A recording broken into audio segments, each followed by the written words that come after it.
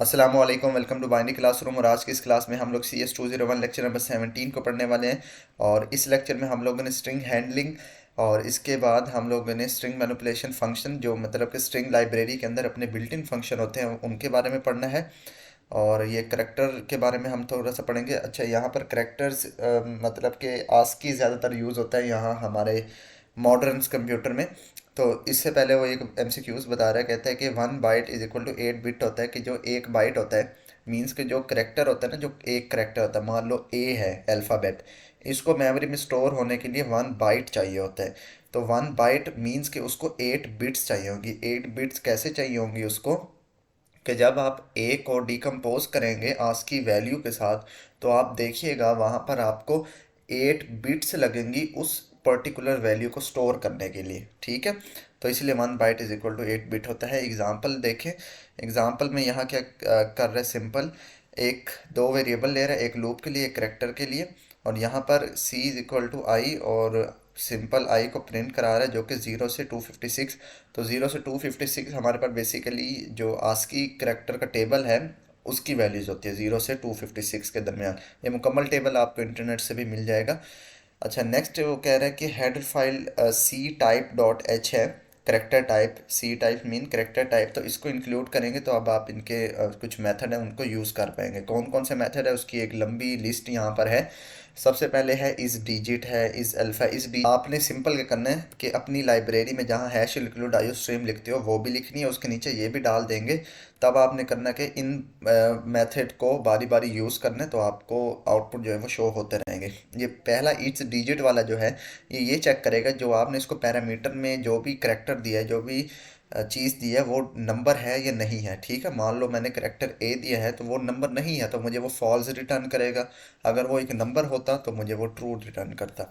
Similarly is alpha हमारे पास alphabet का check करेगा। इज़ अल्फ़ा नुमेरिक यानी कि अल्फ़ा नुमेरिक यानी कि अल्फ़ाबेट भी नंबर में से कुछ है, वो चेक करेगा। अगर कोई स्पेशल करेक्टर आएगा तो उसको फॉल्स रिटर्न कर देगा।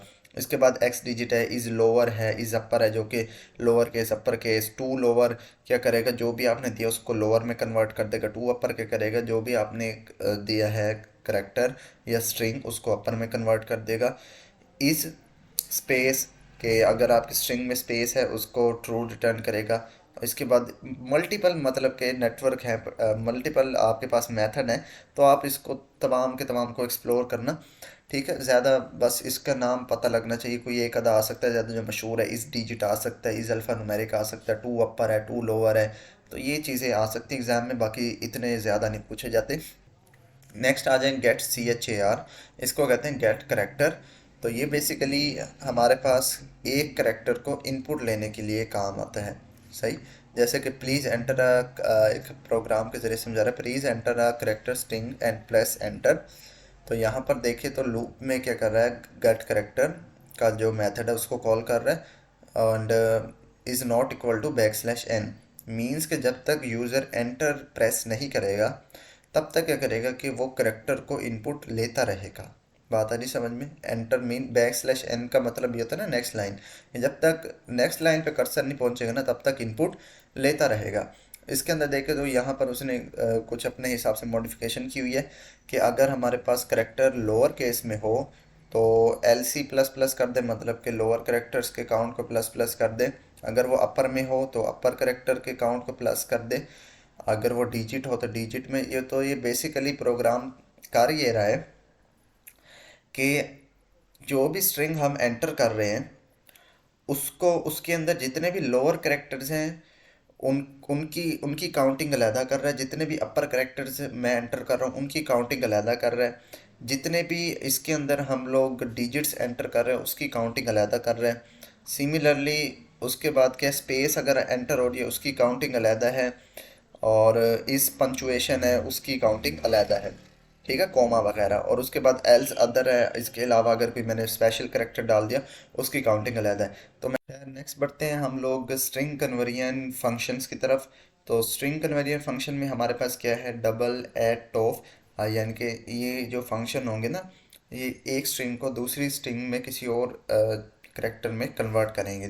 तो ये जो ए टॉप है हमारे पास, जो करेक्टर जो भी इसको दिया जाता है उसको डबल में कन्वर्ट करने के काम आता है।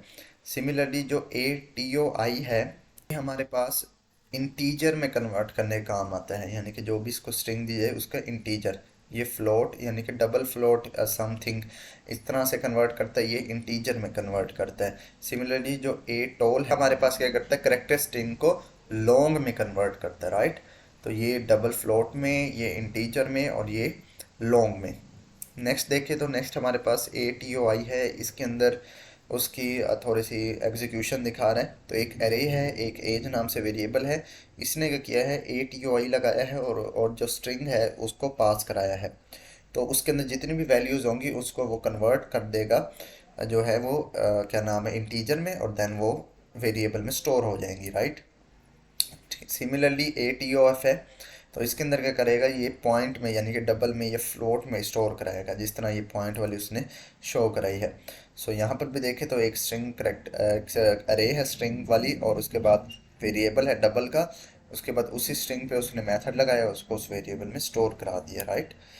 नेक्स्ट है जी, यहाँ पर हम लोगों ने int A R G C and character A R G V, तो ये हमने पिछले लेक्चर में भी इसकी एग्जीक्यूशन देखी थी, जिसमें हमें एक में ए आर जी सी का आउटपुट निकला था 1 और ए जी आर वी का निकला था सी। ठीक है ना, ये आर्गूमेंट्स थे बेसिकली। सो एक आर्गूमेंट काउंट था, एक वेक्टर आर्गूमेंट था, तो इसकी तो एग्जीक्यूशन देख चुके थे। नेक्स्ट है जी स्ट्रिंग फंक्शन, तो स्ट्रिंग फंक्शन हमारे पास काफ़ी यूज़ होते हैं नॉर्मल रूटीन में भी। ये जो यहाँ पर लिस्ट बनी हुई है तो यही मोस्ट इंपॉर्टेंट है, वैसे इसकी एक बहुत ही लंबी लिस्ट है तो वो सारे के सारे याद नहीं करने। बस ये कुछ इंपॉर्टेंट रहता है, जैसे स्ट्रिंग कॉपी है, स्ट्रिंग कॉपी का फंक्शन क्या करता है कि जो भी इसके पैरामीटर में स्ट्रिंग दी जाए, ये दो पैरामीटर रहता है, तो कॉपी करता है स्ट्रिंग टू का एलिमेंट स्ट्रिंग वन में। मीन्स के जो एस टू देंगे आप इसके पैरामीटर में, उसके अंदर जो भी डेटा होगा वो एस वन में कॉपी हो जाएगी, राइट। ये आगे लिखा भी हुआ है, copy string S two into S one, the value of S one is return. Similarly S T R N C P Y, यहाँ एक लफ्ज़ का फ़र्क है, सिर्फ एन लिखा हुआ है।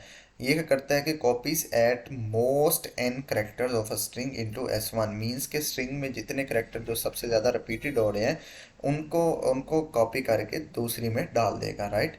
मीन्स के जितने काउंट का आप देना चाहते हैं, यहाँ पर तीन पैरामीटर, एक एस वन जिसमें कॉपी होकर जाएगा, एस टू जो जिससे आपने कॉपी करना है, और उसके बाद साइज़ के कौन सा आपने कौन कौन सा करेक्टर आपने कॉपी करके उसमें डालना है, राइट। नेक्स्ट है S T R C M P, ये स्ट्रिंग कंपैरिजन के कंपैरिजन बोला जाता है। मीन्स के दोनों स्ट्रिंग को कंपेयर करेगा कि उनमें से बड़ी कौन सी है, क्या पहली स्ट्रिंग दूसरी से बड़ी है या पहली स्ट्रिंग दूसरी से छोटी है। तो ये उसकी वैल्यू रिटर्न करता है वन और ज़ीरो में, आई थिंक सो। तो इस तरह से वो रिटर्न करता है, अगर वन होता है तो इट्स मीन्स कि वो बड़ी है, अगर ज़ीरो आता है या माइनस वन आता है, मुझे एग्जैक्ट याद नहीं है, बट हाल ज़ीरो या माइनस वन में से एक करेक्टर आता है, जिसका मतलब होता है कि छोटी है स्ट्रिंग, ठीक है। अगर इक्वल हो तो मेरे ख्याल में ज़ीरो आता है, अगर छोटी हो तो माइनस वन आता है, और बड़ी हो तो वन आता है। तो बहरहाल इन तीन वैल्यूज़ में इसका आउटपुट घूमता है। उसके बाद S T R N C P Y, ये क्या करेगा, compare up to N number of characters, mean के एस टू के कितने करेक्टर्स, मान लो बहुत बड़ी स्ट्रिंग है तो एस टू के कितने करेक्टर्स हम लोग कंपेयर कराना चाहते हैं एस वन से, तो उसका हम लोग यहाँ पर साइज़ भी दे देंगे। नेक्स्ट है character S T R C A T, ये कनकेटिनेशन परफॉर्म कराती है।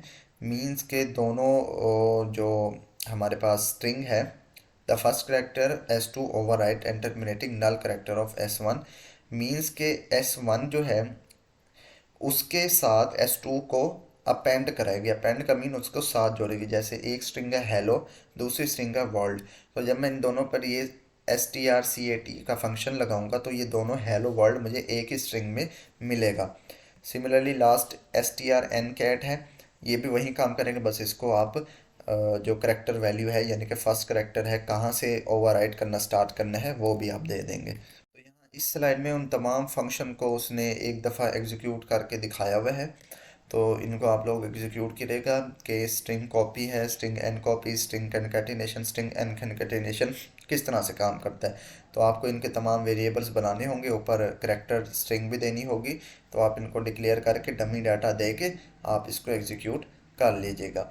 उसके बाद स्ट्रिंग कंपैरिजन है, स्ट्रिंग कंपैरिजन का भी बिल्कुल सेम है, बस दो पैरामीटर हैं इसके एस वन एस टू, दोनों को कंपेयर करेगा, वन ज़ीरो और माइनस वन के दरमियान ये वैल्यू रिटर्न करेगा, ये वाला भी वैसे काम करेगा। उसके बाद है strlen, ये आपने देखा होगा कि हमने कुछ प्रोग्राम में यूज़ भी किया था।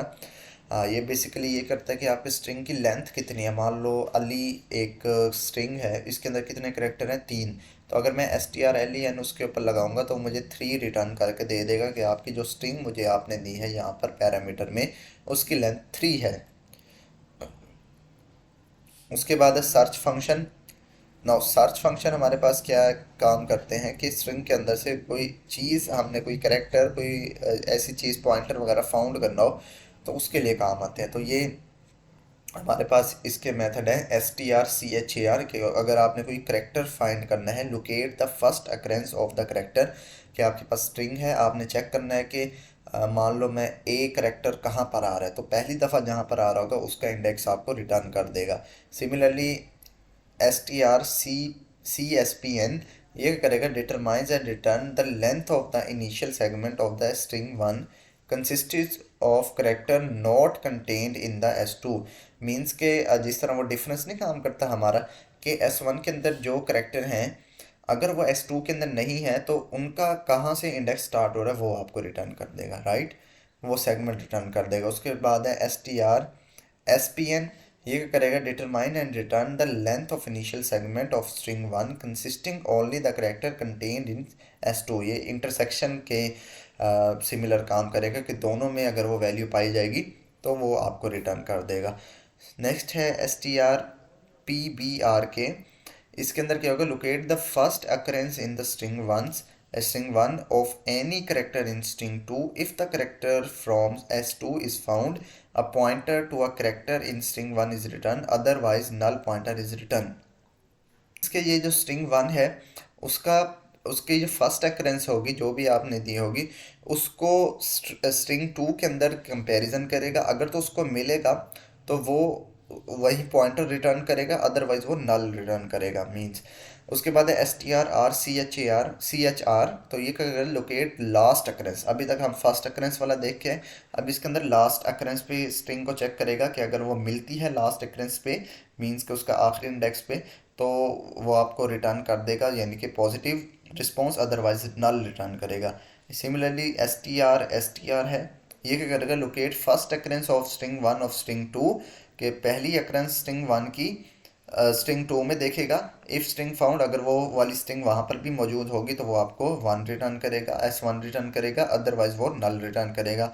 strto की क्या करेगा, sequence of calls of stock break string S1 into tokens, कि जो भी स्ट्रिंग होगी उसको टोकन्स में कन्वर्ट करेगा।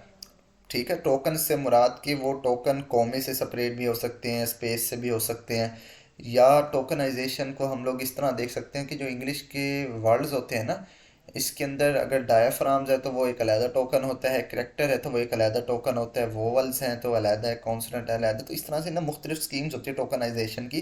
तो यहाँ पर जिस हिसाब से वो टोकनाइजेशन कर रहा होगा तो उस हिसाब से ये टोकनाइजेशन करेगा, राइट। लास्ट लाइन में वो कुछ टेस्ट दे रहा है, दिस इज द टेस्ट। यहाँ पर उसने एक ये डबल कोट्स लगाए हुए, सिंगल कोट्स लगाए हुए, पूछ रहा है कि इनमें से सही कौन सा गलत कौन सा है, और उसके बाद नल के बारे में पूछ रहा है कि नल क्या है। मीन्स के अगर हम दो डबल कोट लगा के उसको खाली छोड़ दें तो क्या उसको भी नल कहेंगे या नहीं कहेंगे, तो ये अब आपने बताना है। चलो मैं बता देता हूँ। इनमें से जो स्ट्रिंग का जो हमारे पास सिंबल है ये ऊपर वाला है, डबल कोट वाला। और अगर हमारे पास खाली छोड़ दी जाए स्ट्रिंग को तो वो भी नल ही होती है, अदरवाइज अगर आप नल भी लिख देंगे तो वो भी करेक्ट होगा। तो आई होप आपको ये छोटा सा लेक्चर पसंद आया। अगर पसंद आया तो इस वीडियो को लाइक करते हैं, चैनल को बगैर सब्सक्राइब के देख रहे हैं तो चैनल को भी ज़रूर से सब्सक्राइब करें। मिलते हैं किसी नेक्स्ट वीडियो में, तब तक के लिए अल्लाह हाफिज़।